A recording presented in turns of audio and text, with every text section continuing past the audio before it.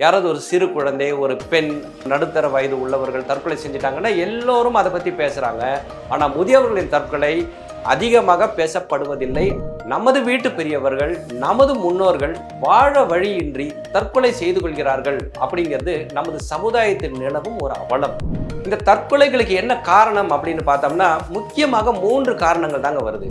Hi friends, பூங்காற்று சேனலில் நம் தொடர்ந்து முதியோர் நலனை பற்றி பேசிட்டு வரோம்.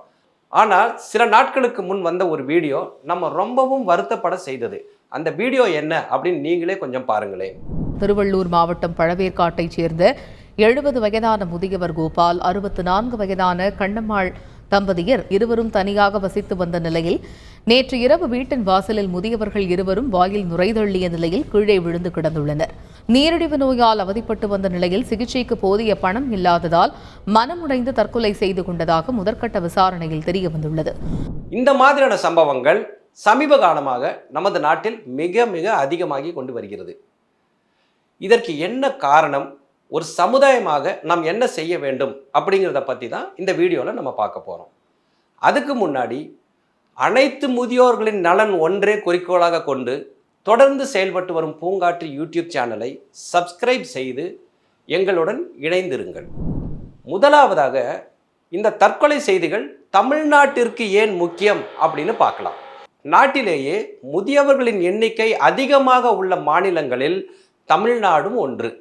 தற்சமயம் மொத்த மக்கள் தொகையில் 13% முதியவர்கள். இன்னும் 5 ஆண்டுகளில், அதாவது 2031 வாக்கில் அந்த சதவிகிதம் 18ஆக உயரும் என்று கணக்கிடப்பட்டுள்ளது. அதாவது மக்கள் தொகையில் 1/4 பங்கு முதியவர்களாக இருப்பார்கள். அதே போல இன்னும் ஒரு துன்பமான ஒரு செய்தி என்ன அப்படின்னு கேட்டிங்கன்னா, பொதுவான தற்கொலை எண்ணிக்கையிலும் தமிழ்நாடு முன்னணி மாநிலங்களில் ஒன்றாக இருக்கிறது. அதில் முதியோர்களின் தற்கொலைகளும் அடக்கம். இதில் ஒரு துரதிருஷ்டவசமான ஒரு செய்தி என்ன அப்படின்னா, இந்த முதியோர் தற்கொலைகள் அதிகமாக பேசப்படுவதில்லை. யாராவது ஒரு சிறு குழந்தை, ஒரு பெண், யாராவது ஒரு நடுத்தர வயது உள்ளவர்கள் தற்கொலை செஞ்சிட்டாங்கன்னா எல்லோரும் அதை பற்றி பேசுகிறாங்க. ஆனால் முதியவர்களின் தற்கொலை அதிகமாக பேசப்படுவதில்லை. அதனாலேயே நமக்கு அது தெரியாமலே இருக்கிறது. கடந்த வாரம் சென்னையில் உள்ள திருவொற்றியூரில் ஒரு 76 வயது மதிக்கத்தக்க ஒரு முதியவரும் 73 வயதான அவரது மனைவியும் தற்கொலை செய்து கொண்டார்கள்.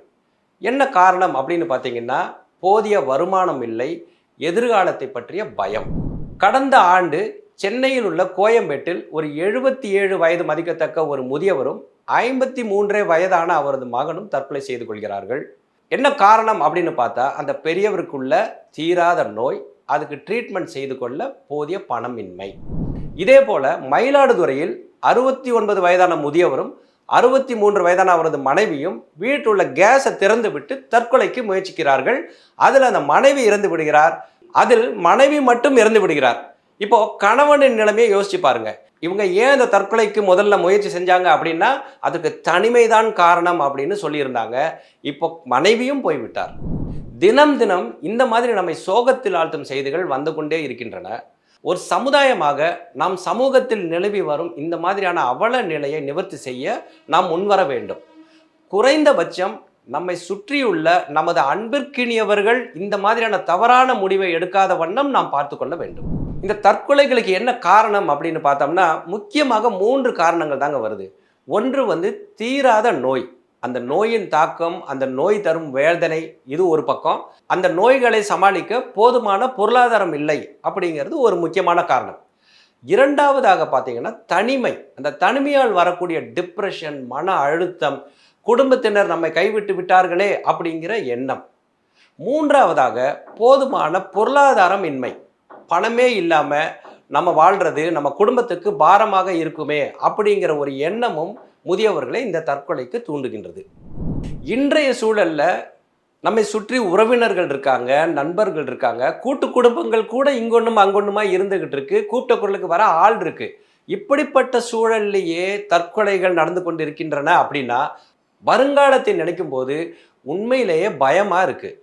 நமது வீட்டு பெரியவர்கள், நமது முன்னோர்கள் வாழ வழியின்றி தற்கொலை செய்து கொள்கிறார்கள் அப்படிங்கிறது நமது சமுதாயத்தில் நிலவும் ஒரு அவலம்.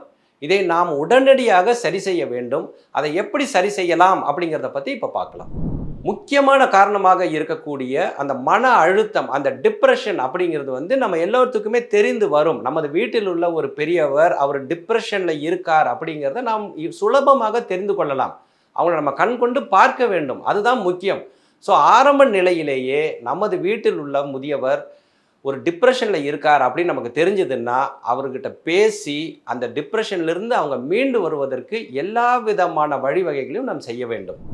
அடுத்ததாக முதியவர்களை சுற்றி அவரவர் பகுதியில் ஒரு பாதுகாப்பு அரண் இருக்க வேண்டும். ஒரு முதியோர் நலன் குழு போன்ற அமைப்புகள் இருக்க வேண்டும். இந்த மாதிரியான முதியோர் நலன் குழுக்கள் இருந்தது அப்படின்னா முதியவர்கள் அவர்களுடன் இணைந்து செயல்படும் போது அவர்களுக்கு ஏதாவது பிரச்சனையா இருக்கு, யாராவது ஒரு முதியவர் சோகமாக இருக்கிறாங்க, அவங்க இயல்பு நிலையிலேருந்து மாறி இருக்கிறாங்க அப்படின்னா அந்த குழுவினர் உடனடியாக அதை கண்டறிந்து என்ன ஆச்சுப்பா, ஏன் இப்படி இருக்கீங்கன்னு கேட்கும்போது அவங்க மனம் விட்டு பேசும்போது அவர்களது சோகத்திற்கு என்ன காரணம் அப்படின்றது வெளியே தெரிஞ்சு வரும். அதுக்கு அவங்க சப்போர்ட் கொடுக்கும்போது இந்த மாதிரியான தற்கொலை முயற்சிகளிலிருந்து அவர்களை நாம் காப்பாற்றலாம். அடுத்ததாக இன்னைக்கு நிறைய இளைஞர்களுக்கு தற்கொலை தவிர்ப்பு தொலைபேசி எண்கள்லாம் இருக்குது. இந்த நிறைய அறக்கட்டளைகள் வந்து இப்போ யாராவது தற்கொலை எண்ணத்துடன் இருக்கிறார்கள் அப்படின்னு சொன்னாங்கன்னா அவங்க அந்த எண்ணிற்கு கூப்பிட்டாங்கன்னா அவங்க வந்து கவுன்சிலிங் கொடுப்பாங்க. ஆனால் இது பத்தாது, மிகவும் குறைவான எண்ணிக்கையிலேயே இந்த சூசைடு ப்ரிவென்ஷன் ஹெல்ப்லைன் அப்படிங்கிறது இருந்துட்டு இருக்கு. அது இன்னும் பரவலாக வர வேண்டும். முதியவர்களுக்கான பிரத்யேகமான சூசைட் ப்ரிவென்ஷன் ஹெல்ப்லைன்ஸ் உருவாக வேண்டும். இது எல்லாத்துக்கும் மேலேயும் குடும்பத்தின் ஆதரவு மிக மிக முக்கியம். ஒரு முதியவர் தனித்து வாழ்வதில்லை, அவரை சுற்றி சுற்றமும் நட்பும் இருந்து கொண்டுதான் இருக்கின்றன இல்லைங்களா? அப்படி இருக்கும்போது அவங்களுக்குன்னு ஒரு பிரச்சனை இருக்கு, ஒரு தனிமையாக உணர்கிறார்கள், இயல்பு நிலையிலேருந்து மாறி இருக்கிறாங்க அப்படின்றத நம்ம பார்க்கணும். பார்த்துட்டு அவங்களுக்கு வேண்டிய உதவிகளை நாம் கொடுக்க வேண்டும். கண்டும் காணாமல் இருக்கலாகாது. இந்த நேரத்தில் மாநிலங்களவை உறுப்பினர் திருமதி ஜெயா பச்சன் அவர்கள் பேசின ஒரு பேச்சு தாங்க ஞாபகத்துக்கு வருது. கொஞ்ச நாளைக்கு முன்னால் இந்த தகவல் கூட சோஷியல் மீடியாவில் வைரலாக போயிட்டு இருந்தது. அவங்க என்ன சொன்னாங்க அப்படின்னா, நமது நாட்டில் நாம் முதியவர்களை அப்படியே கண்டும் காணாமல் கைவிட்டு விட்டோம், தற்கொலை செய்து கொள்வதை தவிர இந்த நாட்டில் முதியவர்களுக்கு வேறு வழி இல்லை அப்படின்னு அவங்க பேசியிருந்தாங்க. அந்த நேரத்தில் இந்த பேச்சு நிறைய எதிர்மறை கருத்துக்களை எல்லாம் அங்கே கொண்டுட்டு வந்துட்டு இருந்தது. நிறைய பேர் இதை பற்றி டிபேட் பண்ணிட்டு இருந்தாங்க.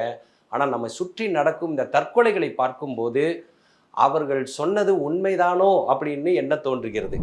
இன்றைய முதியவர்களின் நிலையே இப்படி இருக்கு அப்படின்னா வருங்காலத்தில் இன்றைக்கு நடுத்தர வயதில் இளைஞராக இருப்பவர்கள் முதியவர்கள் ஆகும்போது அவர்களது நிலைமை என்ன அப்படிங்கிறத நினைக்கிறதுக்கே பயமா இருக்கு.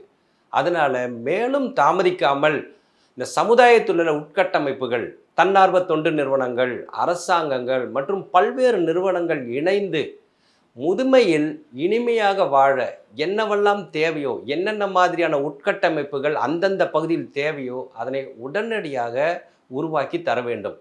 இப்பொழுதே நாம் ஆரம்பித்தால்தான் வருங்காலத்தில் இந்த மாதிரியான தற்கொலைகளை நாம் தவிர்க்க முடியும். இந்த வீடியோவை பார்க்குற உங்களுக்கு உங்களை சுற்றியுள்ள முதியவர்களை பாருங்கள். இதில் கூறியிருந்தபடி யாராவது அவங்களது இயல்பு நிலையிலிருந்து மாறி இருந்தாங்க அப்படின்னா உடனடியாக அவங்கக்கிட்ட அனுசரணையாக பேசி உங்களோட பிரச்சனை என்ன சொல்லுங்க, நாங்கள் இருக்கிறோம் அப்படின்னு சொல்லி அவங்களுக்கு தைரியத்தை கொடுங்க. அதே போல் உங்களுக்கு தெரிந்த முதியவர்கள் யாராவது இந்த மாதிரியான ஒரு மனச்சிக்கலில் இருந்து விடுபட்டார்கள், அதற்கு நீங்கள் ஏதாவது உதவி செய்தீர்கள் அப்படின்னா அதை பற்றியும் கமெண்ட்ஸில் சொல்லுங்கள். அது மற்றவர்களுக்கும் பயனுள்ளதாக இருக்கும். அனைவருக்கும் இனிமையான முதுமை என்ற ஒற்றை குறிக்கோளுடன் தொடர்ந்து செயல்பட்டு வரும் பூங்காற்று யூடியூப் சேனலுடன் இணைந்து நாம் அனைவரும் இன்றைய முதியோருக்கு மட்டுமல்லாமல் நாளைய முதியோருக்கும் ஒரு இனிமையான வாழ்க்கையினை ஏற்படுத்தி தருவோம்.